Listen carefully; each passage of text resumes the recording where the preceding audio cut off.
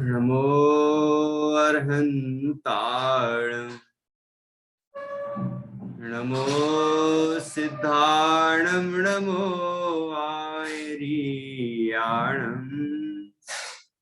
नमो अध्यायाणं नमो लोये सौसाहुणम्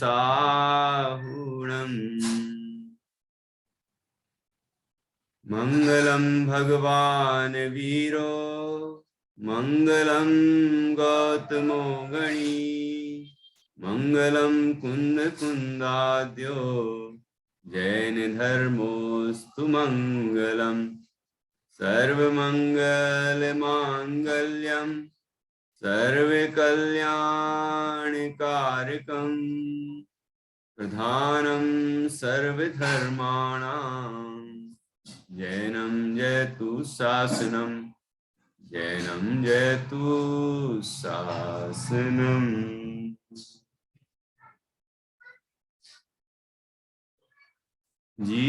जीवमजीवं दौवम् जिणवर वसहेण जैणनि देठम् देविंद विंद बंदम वंदे तम सौदा सिरसा।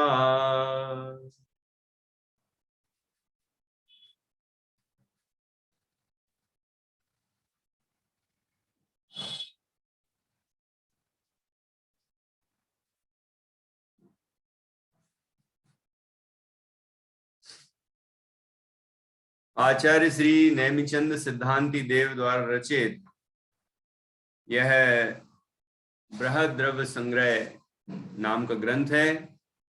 इसका पहला अधिकार चल रहा है षड्द्रव्य पंचास्तिकाय अधिकार और इसकी आखिरी गाथा है 27 नंबर की। इस अधिकार में दो विषयों का वर्णन है। पहला षड्द्रव्य और दूसरा पंचास्तिकाय।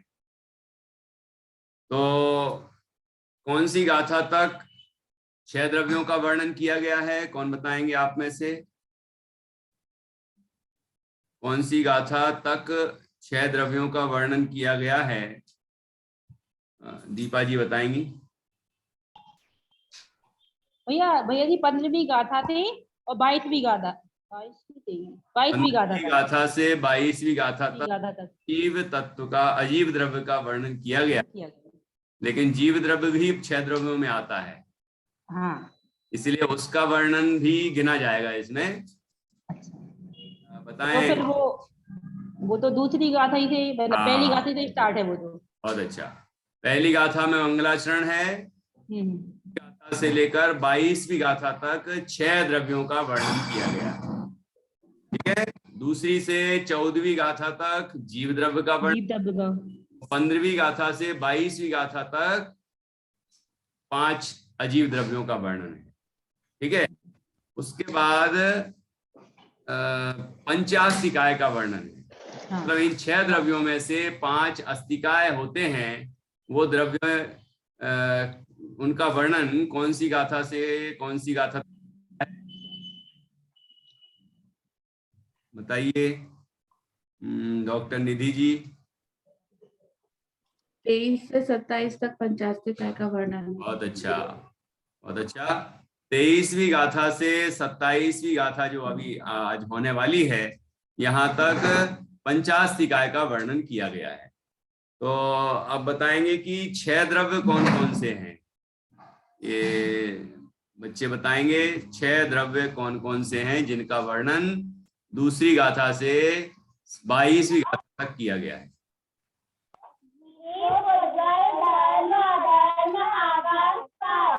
बहुत अच्छा। जीव, पुद्गल, धर्म, अधर्म, आकाश और काल। बहुत सुंदर। अब ये बताना है कि इन 6 द्रव्यों में से 5 अस्तिकाय द्रव्य कौन कौन से हैं। 5 अस्तिकाय कौन कौन से? रश्मि आप बताइए। जीव, पुद्गल, धर्म, अधर्म, आकाश, काल। जीव, उद्गल, धर्म, अधर्म, आकाश। बस 5। काल को छोड़ दिया, काल अस्तिकाय नहीं है। अच्छा, काल अस्तिकाय नहीं है, तो ये तो 5 ही हुए फिर। तो अस्तिकाय तो 5 ही होते हैं। अच्छा, अस्तिकाय 5 ही होते हैं, बहुत बढ़िया, पंचास्तिकाय नाम ही है। अच्छा, लेकिन ये काल अस्तिकाय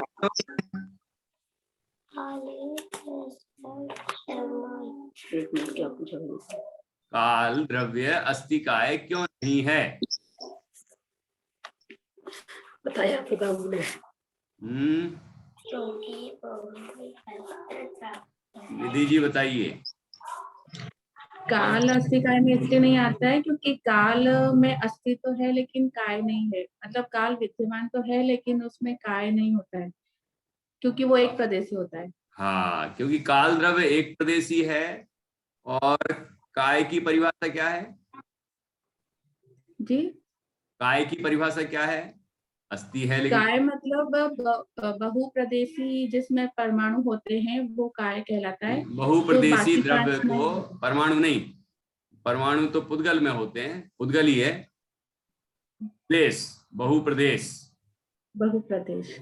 बहुत प्रदेश होते हैं तो बहुप्रदेशी कहते हैं, बहुप्रदेशी को काय कहते हैं। और काल द्रव्य एक प्रदेशी है, इसलिए वह काय नहीं है। अस्थि है लेकिन काय नहीं है, इसलिए अस्थि काय नहीं है। तो कोई पूछेगा कि अस्थि कह दो, अस्थि काय मत कहो, अस्थि तो कह दो। तो आचार्य का क्या निर्देश है इस संबंध में? साधना जी। जी, अस्थि कह दो तो वो फिर काल द्रव्य नहीं आएगा ना। ऐसा अपन कह दें कि काल द्रव्य अस्थि है लेकिन काय नहीं है, बस बाकी अस्तिकाय हैं लेकिन वो काल द्रव्य अस्थि है, ऐसा निर्देश आचार्य ने दिया है क्या?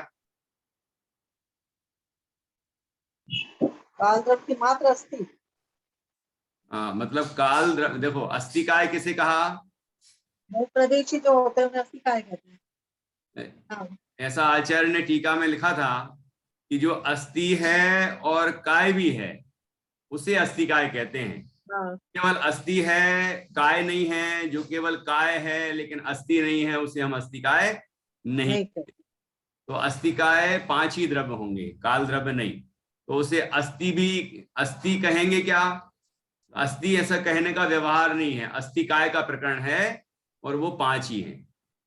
अस्तित्व तो उसमें भी है, क्षमोन द्रव्य अस्थि स्वरूप है, लेकिन ऐसा कहने का व्यवहार नहीं किया गया है कि वो अस्थि है, काय नहीं है ना? वो अस्तिकाय नहीं है, बस इतनी बात है। अस्तिकाय में दोनों शर्तें, दोनों गुण पाए जाने चाहिए, तो वो बात काल द्रव्य में नहीं है, इसलिए वो अस्तिकाय नहीं है, बस इतनी सी बात। ठीक है, चलिए, बहुत अच्छा जवाब दिया सभी ने। अब अपन आगे बढ़ते हैं और 27वीं गाथा में ये जानेंगे कि प्रदेश क्या है, क्योंकि ये बात बहुत जगह आ गई, बहुप्रदेश, और ये भी आती है, आ गई कि जीव के प्रदेश, लोकाकाश प्रमाण, असंख्यात प्रदेश, उद्गल के संख्यात असंख्यात अनंत,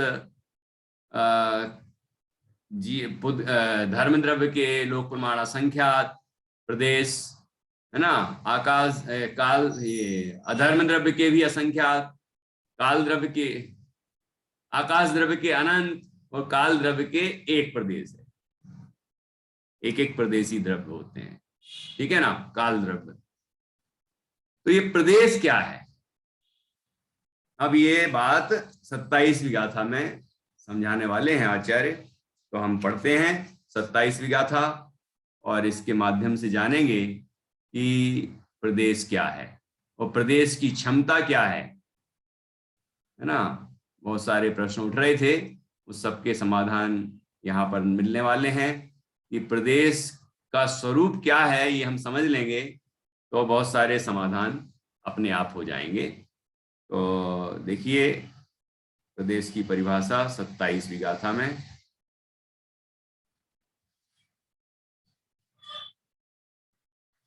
अथ प्रदेश लक्षण उपलक्ष्यति अब प्रदेश का लक्षण बताया जाता है। जावदियम आयासम, बोलिए, जावदियम आयासम अविभागी पुग्गलाणुष्ठध्वम्, अविभागी पुग्गलाणु उट्टध्वम्, उट्टध्वम्, यहाँ पर उट्टध्वम् है, वट्टध्वम् भी रहता है, कोई पाठांतर होगा। अविभागी पुग्गलाणु वट्टध्वम्, उट्टध्वम्, तो दो टा है देखिए, फिर उसके बाद आधा दा है और धा पर बिंदी है, उट्टध्वम्, ठीक है। जावदियम आयासम अविभागी पुग्गलाणुष्ठध्वम् तंखुपदे समजाणे, तंखुपदे समजाणे सव्वाणुत्थान दान रिहम, सव्वाणुत्थान दान रिहम तंखुपदे समजाणे सव्वाणुत्थान दान रिहम।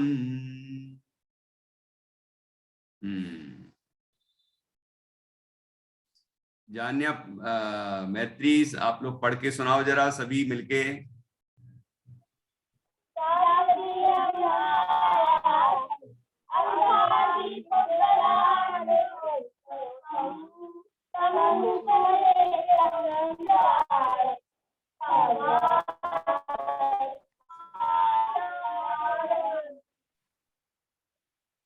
बहुत अच्छा।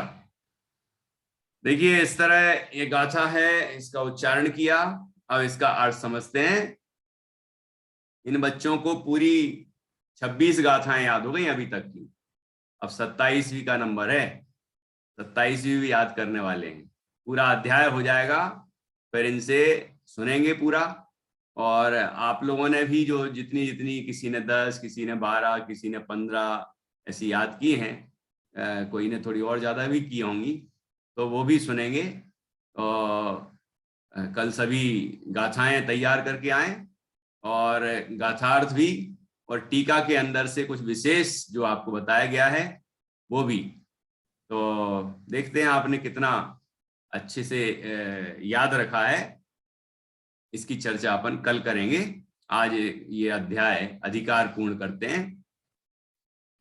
जावदियम आयासम, जावदियम अर्थात जितना, आयासम आकाश, जितने आकाश को, अविभागी जिसका दूसरा विभाग ना हो सके, विभाग अर्थात हिस्सा, भाग, अंश, ठीक है ना, जिसका दूसरा विभाग ना हो सके उसे कहते हैं अविभागी। वो क्या, पुग्गलाणु, पुग्गल, पुग्गलाणु अर्थात पुद्गल का अणु अर्थात परमाणु, पुद्गल का परमाणु जिसका दूसरा विभाग ना किया जा सके। इसकी चर्चा पहले भी आ गई है पिछली गाथा में कि परमाणु एक प्रदेशी होता है, वो अविभागी होता है, ठीक है। उट्ठध्वम्, अब यहां पर पुद्गल की बात नहीं कर रहे हैं, प्रदेश की बात कर रहे हैं कि वह अविभागी पुद्गल का अणु अर्थात पुद्गल परमाणु आकाश का जितना, आयासम जावदियम उट्ठध्वम्, आकाश के जितने भाग को उट्ठध्वम् अर्थात रोकता है या वहां पर तिष्ठता है, जगह लेता है, उतनी जगह को क्या कहते हैं? पुद्गल का परमाणु आकाश के जितने भाग में रहता है उतने भाग को क्या कहते हैं? तम खुपदेशम जाने, कि तम उसको, खु अर्थात निश्चित रूप से, पदेशम अर्थात प्रदेश, जाने जानना चाहिए, जानो, उसको प्रदेश जानो। प्रदेश किसे कहते हैं? कि प्रदेश तो सभी द्रव्यों के होते हैं। यहाँ आकाश के प्रदेश की बात हो रही है, और आकाश के प्रदेश के माध्यम से ही सबके प्रदेश का गणित बताया जाता है। ठीक है, कि कौन सा द्रव्य कितने प्रदेश वाला है, सबके अपने अपने प्रदेश हैं, लेकिन मुख्य जो आकाश द्रव्य है जो सभी द्रव्यों को अवगाहन देता है, उसके हिस्से को घेरने वाले पुद्गल परमाणु की बात करके प्रदेशी परिभाषा बताई गई है कि जो आकाश है, अनंत आकाश, लोकाकाश में भी आकाश है और अलोक आकाश में भी आकाश है, और पूरा आकाश एक अखंड द्रव्य है। इसकी चर्चा हमने आकाश के स्वरूप में कर ली है। ठीक है, तो ये जो अनंत आकाश द्रव्य है उसके जितने हिस्से को, जितने भाग को पुद्गल का परमाणु जो अविभाज्य है, जिसका दूसरा हिस्सा नहीं हो सकता है, वह जो जगह घेरता है उतनी जगह का नाम प्रदेश है। परमाणु का नाम प्रदेश नहीं है। आकाश की जितनी जगह को वो घेरता है उतनी जगह को प्रदेश कहते हैं। मतलब एक, जैसे मान लो हमारे पास एक कागज है, कागज एक स्कंद है पुद्गल का। ठीक है, कागज एक पुद्गल का स्कंद है, और वह पुद्गल का स्कंद अब उसको वो परमाणुओं से बना है कि नहीं बना है? तो उसके हमने टुकड़े किए। ये बच्चे काटते हैं ना उसको, कागज को ऐसे काटा, चिंदियां कर दी, फिर छोटा छोटा और करते जाओ, और करते जाओ, और करते जाओ। आप कल्पना तो कर ही सकते हैं, वो परमाणु हम नहीं पा सकते, परमाणु तक हम नहीं पहुंच सकते, हमारे इंद्रियों की क्षमता नहीं है उसको जानने की, इंद्रियों का विषय नहीं है वो।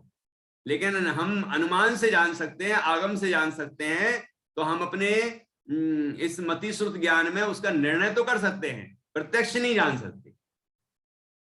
अवधि ज्ञान में जो परमावधि ज्ञान है उसका वो विषय बनता है, लेकिन बाकी अवधि ज्ञान का भी नहीं बनता।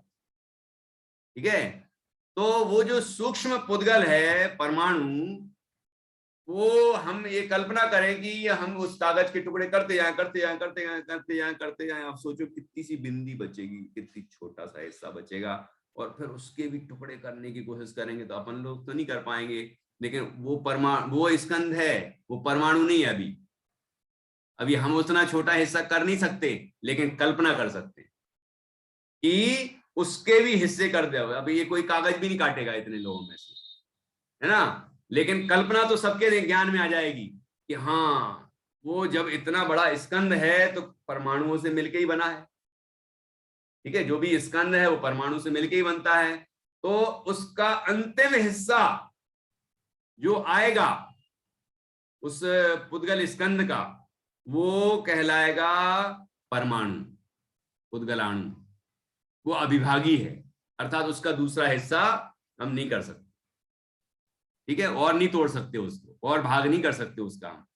वो परमाणु, पुद्गल का परमाणु आकाश के जितने भाग को घेरता है, मतलब जितनी जगह घेरता है, जितनी जगह रोकता है, मतलब जितनी जगह में वो परमाणु रहता है उतनी जगह को कहते हैं एक प्रदेश। स्पष्ट हुआ होगा विषय? क्यों नित्या, जान्या, मैत्री, समझ में आया कि नहीं? प्रदेश किसको कहना? कि पुद्गल का परमाणु जितनी जगह, आकाश की जितनी जगह को घेरता है, रोकता है, जितनी जगह में रहता है, उतनी जगह को कहते हैं एक प्रदेश। अब प्रदेश की क्षमता कितनी है देखिए, आखिरी में कहा, आखिरी पद में, सव्वाणुत्थान दान रिहम। क्या कहा? सव्वाणुत्थान दान रिहम।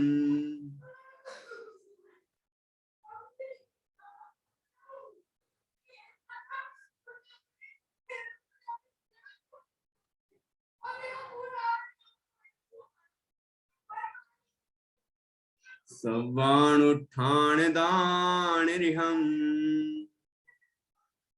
सव्वाणुत्थान, सब अणु, विश्व के जितने भी अणु हैं, आप सोचिए पुद्गल के परमाणु पूरे 3 लोक में व्याप्त हैं, पूरे 3 लोक में है ना। एक तो महास्कंद है, फिर ये जितने देख लो आप, धन संपदा वैभव, ये मकान जाया जो है सब पुद्गल है ना। तो ये पुद्गल जो है ये पुद्गल के सारे परमाणुओं को जगह देने में समर्थ है वो एक प्रदेश, उसकी इतनी अवगाहन क्षमता है। इसलिए ये अनंत परमाणु का स्कंद है ये शरीर, लेकिन ये असंख्यात प्रदेशी आकाश में रहता है। इससे कोई दिक्कत नहीं, ठीक है ना। सवाणुठान दान रिहम, सब अनुठान, सभी अणुओं को स्थान देने में, दान देने में अर्हम मतलब समर्थ है, ठीक है ना। सभी परमाणुओं को स्थान देने में समर्थ है, ऐसी इसकी क्षमता है, ठीक है। हाँ जी, अब बताइए, कुछ प्रश्न हो तो। ये जो लिखा है यहाँ पर कि सब परमाणुओं को स्थान देने में समर्थ है, जितने भी परमाणु हैं, तो वो मतलब वो तो अनंत प्रदेशी भी हो जाते हैं, स्कंद उसका संख्यात, असंख्यात और अनंत प्रदेशी भी हो जाते हैं ना। तो उसमें तो भी वो एक प्रदेश में स्थान है रहने का।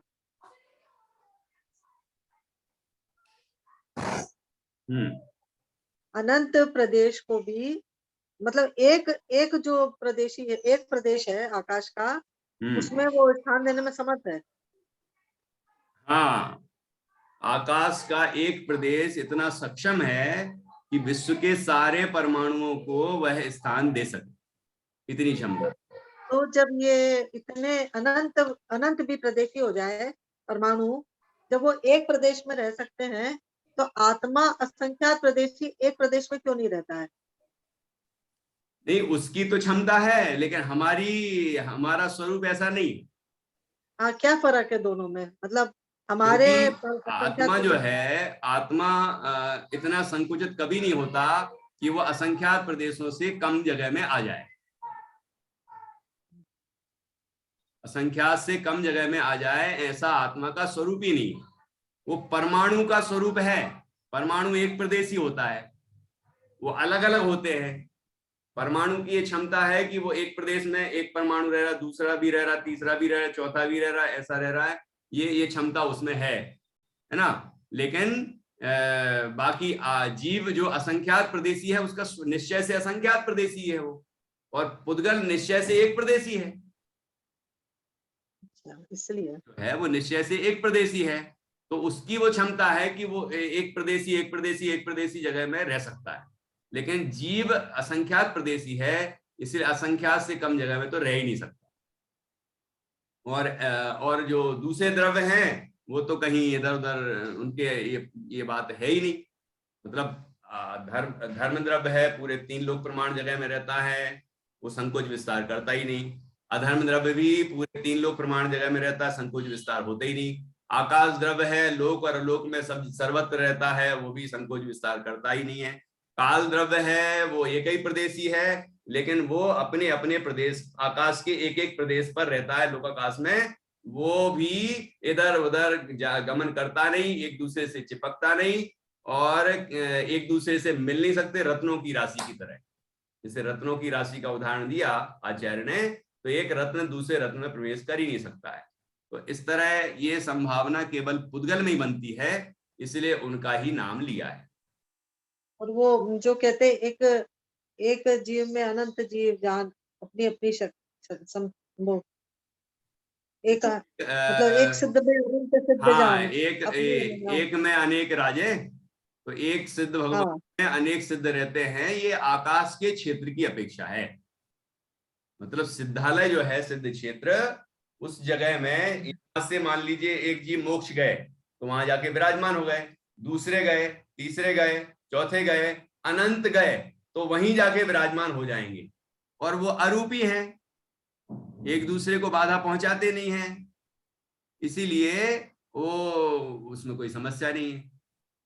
जैसे कि अपन उदाहरण देते हैं कि दीपक का प्रकाश है, तो एक दीपक का प्रकाश है, दूसरा दीपक ले आओ, चौथा दीपक ले आओ, 5, 10, 20, 50, 100 ले आओ, तो उनके प्रकाश एक दूसरे को बाधा नहीं पहुंचाते और एक दूसरे में मिलते भी नहीं। ये तो उदाहरण है है ना। लेकिन इस उदाहरण में भी ये बात समझ में आती, सब अपना दीपक एक एक दीपक ले जाओ तो आप उसका प्रकाश भी साथ साथ में जाएगा।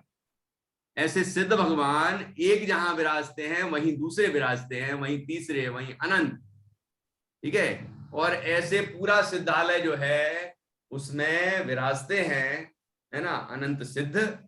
ऐसा नहीं कि एक ही स्थान पर विराजते हैं।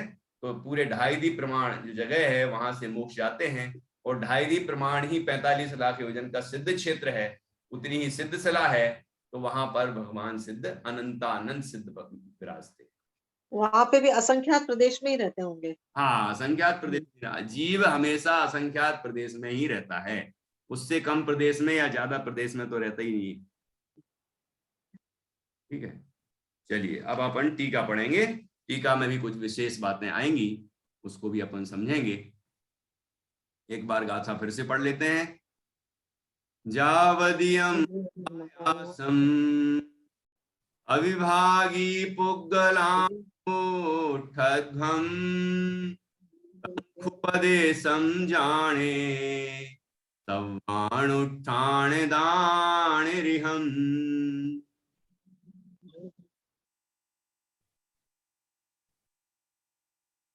अब प्रदेश का लक्षण कहते हैं, अर्थात जितना आकाश अविभागी उद्गलाणु से रोका जाता है उससे सर्व अणुओं को स्थान देने में योग्य प्रदेश जानो।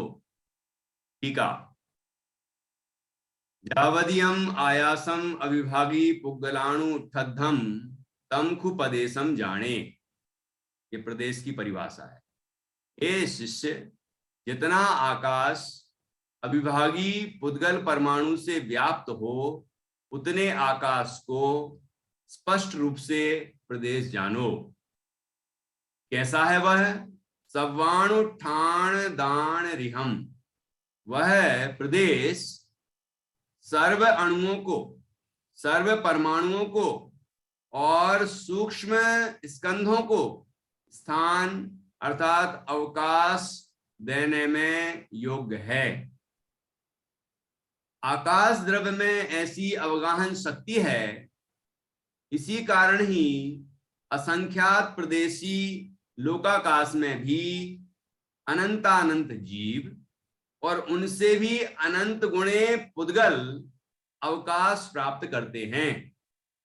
इसी प्रकार जीवों और पुद्गलों के संबंध में अवकाश देने का सामर्थ्य अन्यत्र इस प्रकार कहा है।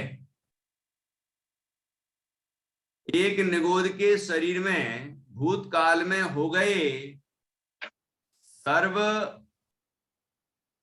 सिद्धों से अनंत गुणे जीव द्रव्य प्रमाण से देखे गए हैं। यहाँ ये उदाहरण दिया है, ये गाथा भी है ऊपर, अभी पढ़ेंगे।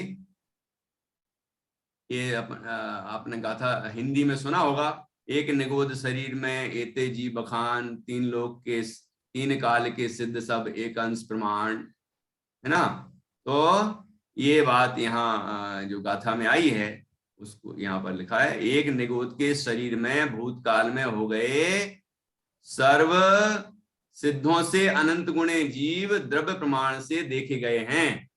यह लोक सब ओर से विविध तथा अनंतानंत सूक्ष्म और बादर उद्गलों से ठसाठस भरा है।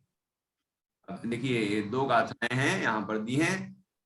एक निगोद शरीरे जीवादवपमाण दो दिट्ठा, मिली ऊपर ही ऊपर है।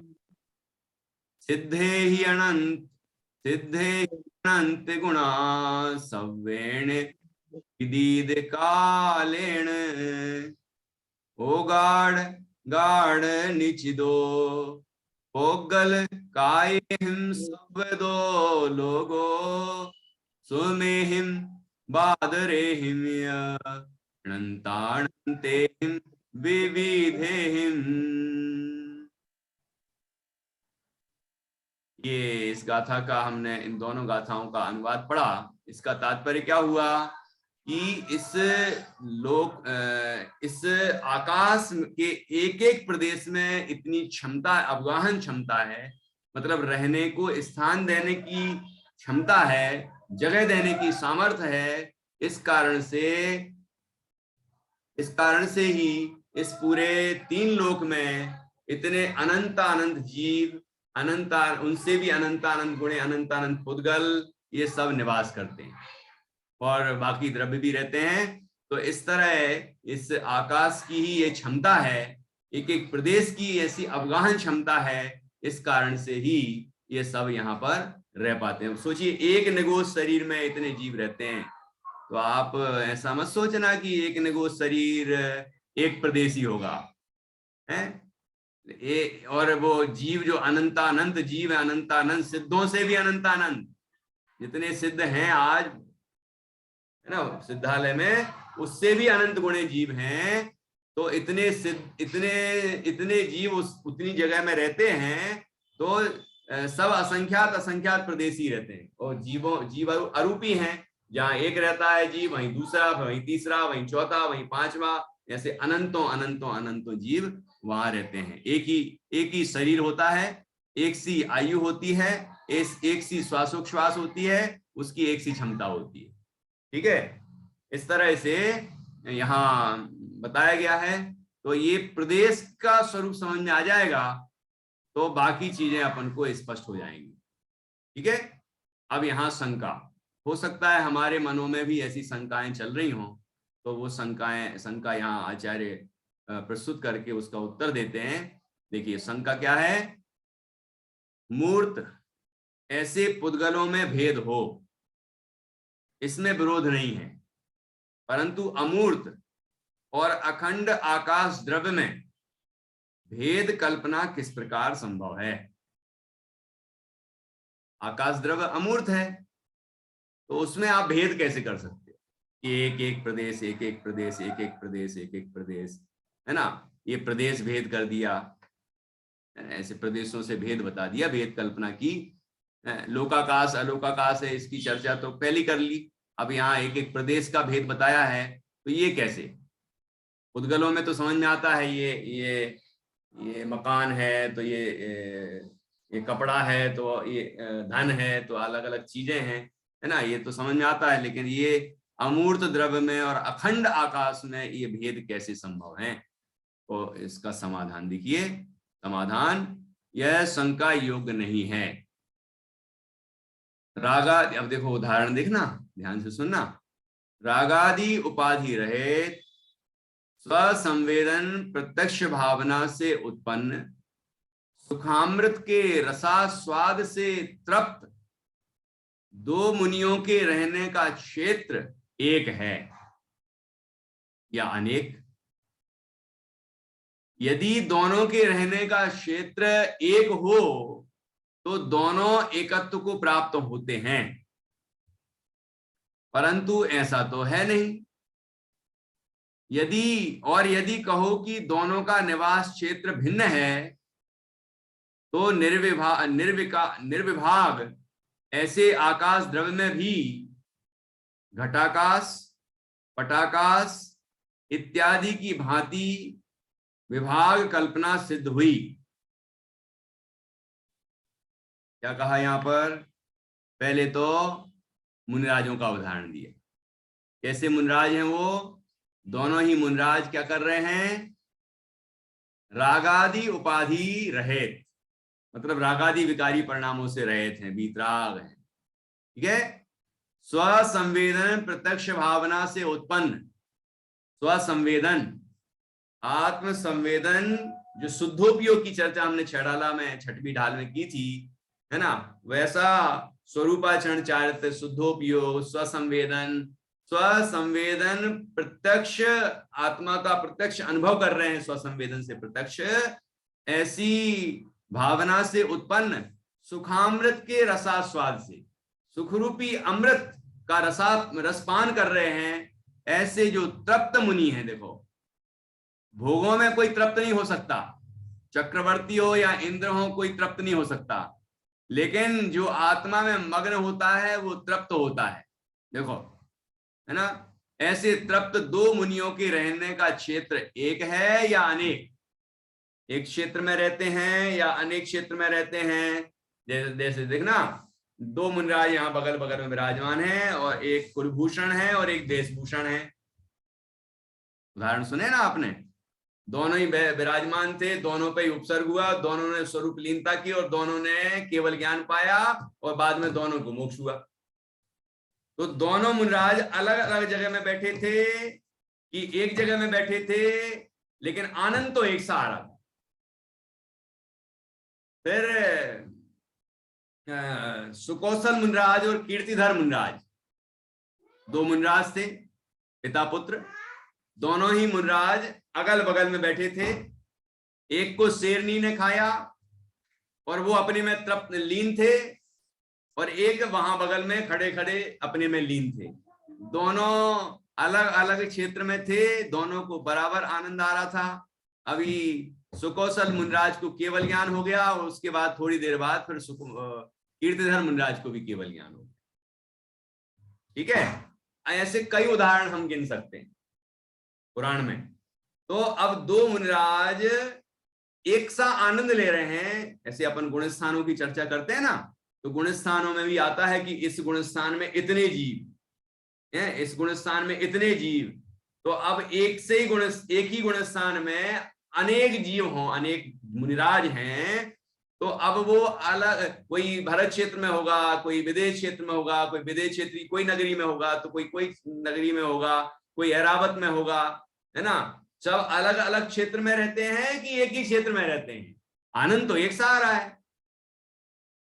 देखो, रागादि उपाधि रहे स्वसंवेदन प्रत्यक्ष भावना से उत्पन्न सुखामृत के रसास्वाद से तृप्त दो मुनियों के रहने का क्षेत्र एक है या अनेक?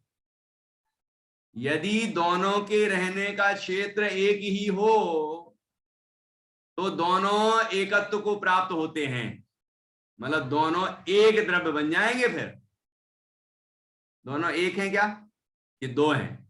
आपने पहले ही कह दिया दो मुनि, तो दो है ना कि एक हो गए। एक सा आनंद आ रहा है, एक सी तृप्ति है, एक सी वितरागता है, एक सा स्वसंवेदन प्रत्यक्ष अनुभव है, एक सी अंदर में परिणति चल रही है। तो एक द्रव्य है कि दो हैं? एक मुनिराज है कि दो मुनिराज हैं? क्या गजब उदाहरण दिया है। तो दो मुनियों के रहने का क्षेत्र एक है या अनेक? यदि दोनों के रहने का क्षेत्र एक हो तो दोनों एकत्व को प्राप्त होते हैं, परंतु ऐसा तो है नहीं। मतलब ये कि दोनों मुनिराज का रहने का क्षेत्र अलग अलग है, अनेक है ना। अनेक मुनियों के रहने के क्षेत्र अनेक हैं और परिणति एक सी हो सकती है ना। तो इसलिए इसमें कोई संदेह नहीं है कि अमूर्त में भेद कल्पना कैसे हो सकती है, उसका जवाब चल रहा है। परंतु अमूर्त और अखंड आकाश द्रव्य में भेद कल्पना किस प्रकार संभव है? तो यहाँ तो पहले अमूर्त का बताया, अभी थोड़ा और आगे बढ़ते हैं। और यदि कहो कि दोनों का निवास क्षेत्र भिन्न है तो निर्विभाग ऐसे आकाश द्रव्य में भी घटाकाश, पटाकाश इत्यादि की भांति विभाग कल्पना सिद्ध हुई। कि दोनों अमूर्त हैं, दोनों मुनिराज, दोनों आत्माएं हैं ना। दोनों मुनिराज आत्मा हैं, अनेकों मुनिराज आत्मा हैं, और अनेकों मुनिराज अमूर्त हैं। आत्मा अमूर्त है तो अमूर्त में भी ये अलग शरीर वाले हैं, अनेक अलग मुनिराज हैं, ये अलग मुनिराज हैं, ये अलग मुनिराज हैं, ये अलग मुनिराज हैं। यहाँ देखो ये उदाहरण है, नहीं तो सिद्धांत पे ऐसा लगा दो है। मतलब ये कि आकाश में तो वो पूरा अखंड है, यहाँ आत्मा में ये अनेक मुनिराज मिलके अखंड एक आत्मद्रव्य नहीं है, ये सब अलग अलग ही हैं। लेकिन यहाँ अमूर्त होने पर भी विभाग कल्पना कैसे होती है, मात्र इतना उदाहरण के माध्यम से समझाया गया है। ठीक है, तो एक घट में विराजमान है, मतलब एक मुनिराज, इस शरीर को घट का है ना, एक शरीर में विराजमान मुनिराज, दूसरे शरीर में विराजमान मुनिराज, तीसरे में, चौथे में, ऐसे अनेकों शरीरों में अलग अलग मुनिराज विराजमान हैं, और सब अपने अपने में अपने आत्मा में मग्न होके अतीन्द्रिय आनंद का रसपान कर रहे हैं, उसमें तृप्त हो रहे हैं, तो क्षेत्र सबके भिन्न भिन्न हैं, अमूर्त हैं, है ना, लेकिन क्षेत्र सबके अलग अलग हैं, इसमें कोई बाधा नहीं। तो ऐसे ही आकाश द्रव्य में भेद की कल्पना व्यवहार से करने में कोई बाधा नहीं है। घड़ा जितनी जगह में रखा वो घड़े का आकाश है, घटाकाश। कपड़ा जितनी जगह में रखा है वो कपड़े का क्षेत्र है, कपड़े ने उस आकाश क्षेत्र को घेरा है, तो वो पटाकाश। ठीक है। और हम लोगों ने, अन्य अन्य द्रव्यों ने वो आकाश को उतनी जगह घेरा है, तो वैसा उस आकाश का नाम पड़ जाता है। तो इसमें कोई व्यवहार से ऐसी भेद कल्पना करने में कोई बाधा नहीं है। ऐसे आकाश द्रव्य में भी घटाकाश, पटाकाश इत्यादि की भांति विभाग कल्पना सिद्ध हुई। ठीक है। तो इस तरह से यहाँ ये प्रदेश का स्वरूप तो बताया ही है, साथ में ये शंका का समाधान भी कर दिया कि आकाश द्रव्य जब अखंड है, अभेद है, तो फिर उसमें ये भेद कल्पना कैसे संभव है। देखो, ये भेद कल्पना व्यवहार से की गई है, निश्चय से तो अखंड है, अभेद है। ऐसे हम भी अखंड द्रव्य हैं, लेकिन असंख्यात प्रदेश हैं, कहते हैं असंख्यात प्रदेशी है आत्मा। तो अब असंख्यात प्रदेशों की अपेक्षा असंख्यात भेद हो गए। गुणों, अनंत गुण वाला है तो गुणों की अपेक्षा अनंत भेद हो गए। तो व्यवहार में ऐसे संज्ञा, संख्या, लक्षण और प्रयोजन की दृष्टि से भेद करते हैं कि नहीं करते हैं। तो जैसे व्यवहार में ऐसे ये भेद करते हैं, गुण गुणी आदि का, और भी अनेक तरीकों से भेद करते हैं, पर्याय अपेक्षा, संयोग अपेक्षा, ये मनुष्य जीव, त्रैंच जीव, नारकी जीव इत्यादि अपन भेद करते हैं। तो ऐसे ही यहाँ आकाश में भी भेद करते हैं। अखंड द्रव्य है, आकाश द्रव्य अविभागी है, लेकिन फिर भी व्यवहार से कहेंगे कि घड़ा जितनी जगह में रखा तो वो घटाकाश है। वो आकाश ने घड़े रूप आकार को, मतलब घड़े रूप आकार को धारण किया, ऐसा कहा। आकाश तो वहीं का वहीं है, घड़ा वहां रखा तो हमने कहा घटाकाश, ये कपड़ा रखा तो पटाकाश, ऐसे अनेक अनेक चीजें रखी हैं, तो हमने उतना आकाश का क्षेत्र उसका, उतना आकाश का क्षेत्र उसका, ऐसे व्यवहार किया। और देखिए कमाल की बात कि जैसे कि आकाश द्रव्य निर्विकार है, ऐसे मुनिराजों का भी उन्होंने उदाहरण ऐसे लिया है। मतलब मुनिराज निर्विकार हैं, वो अपने अपने में तृप्त हैं, है ना। तो आकाश भी निर्विकार है, मतलब विकार रहे थे ना, तो मुनिराजों को उदाहरण के रूप में लिया कि दो मुनिराज हैं, वो एक सा आनंद ले रहे हैं, तो उनका क्षेत्र एक है कि दो हैं। यदि एक होता तो दो द्रव्य एक हो जाएंगे, जबकि ऐसा नहीं है। ठीक है। और अनेक हैं, तो अनेक हैं, ये बात हम स्वीकार करते हैं कि नहीं, दोनों का क्षेत्र अलग अलग, एक मुनिराज ये बैठे, एक मुनिराज ये विराजमान है ना। तो फिर ऐसे ही आकाश में भी भेद कल्पना संभव है कि ये घड़े का आकाश, ये कपड़े का आकाश, घटाकाश, पटाकाश इत्यादि भेद कल्पना करने में कोई समस्या नहीं है। इस तरह से यहाँ 27वीं गाथा के अंदर टीका में बड़ी ही सुंदर चर्चा की गई है। और प्रदेशों का भेद होने पर भी आकाश अभेद है। ऐसे प्रत्येक द्रव्य में प्रदेश की संख्या होने पर भी वो द्रव्य अभेदी ही है। आत्मा असंख्यात प्रदेशी एक द्रव्य है, अनंत गुणात्मक एक द्रव्य है ना। अनेक गुणों की अनेक पर्याय होती है, लेकिन एक द्रव्य है। ऐसे ही अन्य अन्य द्रव्य जो हैं वो भी अपने अपने में अनेक अनेक पर्याय रूप, गुण धर्म रूप परिणमित होते हैं, लेकिन वो एक एक द्रव्य ही हैं। द्रव्य अपेक्षा तो वही का वही रहता है, पर्याय अपेक्षा बदलता है, प्रदेश अपेक्षा हम भेद करते हैं, है ना। ऐसी बात हमें समझना चाहिए। इस तरह से हमने आज 27वीं गाथा की चर्चा पूर्ण की। अब हम कल इस पहले अध्याय का रिवीजन करेंगे। आपसे पूछेंगे आपने कितनी गाथाएं याद की हैं, कौन कौन सी की हैं, और आपसे कुछ प्रश्न उत्तर करेंगे। कौन कौन सी गाथा में कौन कौन सी बातें, कौन से पॉइंट्स आपको विशेष लगे, जैसे यहाँ इस गाथा में मुनिराजों का उदाहरण दिया है ना, ऐसे सभी कहीं सिद्धों का उदाहरण दिया, कहीं और भी अनेक अनेक उदाहरण दिए, तो कौन सी बात विशेष आपने सीखी वो आपको बताना है। तो कल के लिए आप तैयार हो जाएं, और अभी इस गाथा के संबंध में कुछ पूछना हो तो आप पूछ सकते हैं, और फिर हम निर्वाणी स्तुति करें।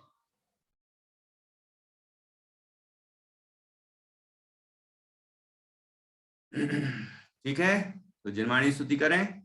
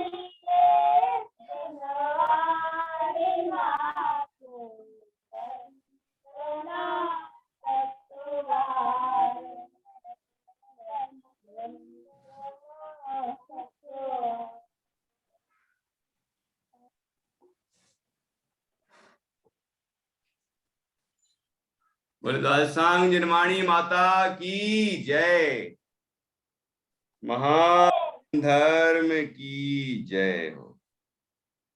सभी 9 बार नमोकार मंत्र के माध्यम से पंच परमेश्वरी